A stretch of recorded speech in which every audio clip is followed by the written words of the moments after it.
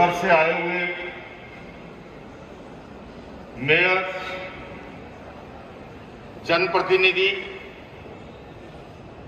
और आरडब्ल्यूए के बहुत ही जवाबदार पदाधिकारीगण, मैं केवल इतना ही निवेदन करना चाहूंगा, जैसे संयोजक कर्नल टीपी त्यागी वीर चक्र विजेता ने कहा, 3 मिनट में अपनी बात को रखने के लिए हम अधिकारों के लिए लड़ते हैं।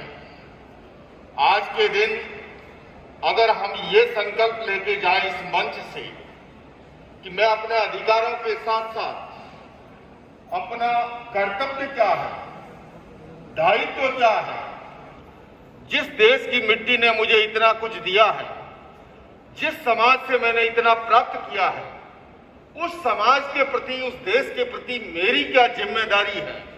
मैं समझता हूं इस मंच से यूनाइटेड नेशंस के गोल के बारे में चर्चा हुई, ग्लोबल वार्मिंग, क्लाइमेट चेंज, जलवायु परिवर्तन के बारे में चर्चा हुई रहा, पर हम सभी जानते हैं जिस तरह से पृथ्वी का तापमान बढ़ रहा है, ग्लेशियर्स पिघलते जा रहे हैं, ओजोन की छतरी का छेद वृद्ध होता जा रहा है।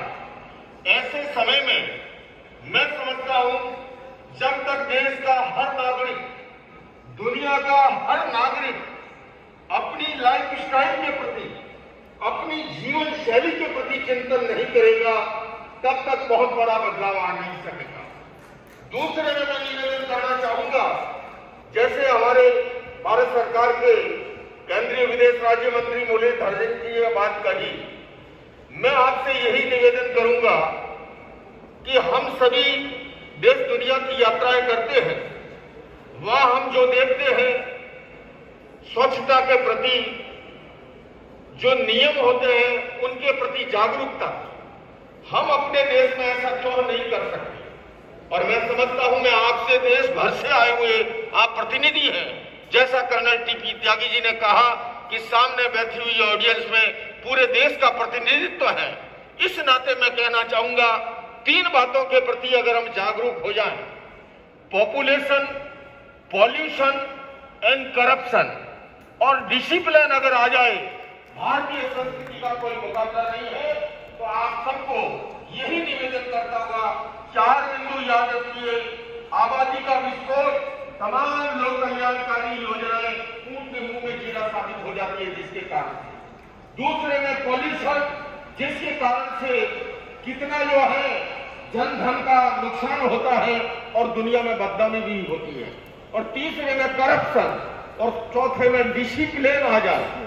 वहां हम देखते हैं रेड लाइट पर कोई पुलिस वाला नहीं है, फिर भी गाड़ी रुकती है, दाएं बाएं देखता है, फिर गाड़ी आगे बढ़ती है। और अगर हम लोग रेड लाइट पे पुलिस वाला ना हो, गाड़ी ले जाएंगे और यूं लगेगा जैसे कारगिल पे झंडा मैं ही फहरा के आया हूं, अपने आप को विजेता समझते हैं। इस मानसिकता में बदलाव लाए, निश्चित रूप से हमारा देश पूरी दुनिया के अंदर सबसे खूबसूरत और सबसे समृद्ध संस्कृति वाला देश है। कर्नल टीपी त्यागी साहब, आपको बहुत बहुत साधुवाद, आपने मुझे यहाँ आमंत्रित किया, आप सबका अभिनंदन। ओम अरहम।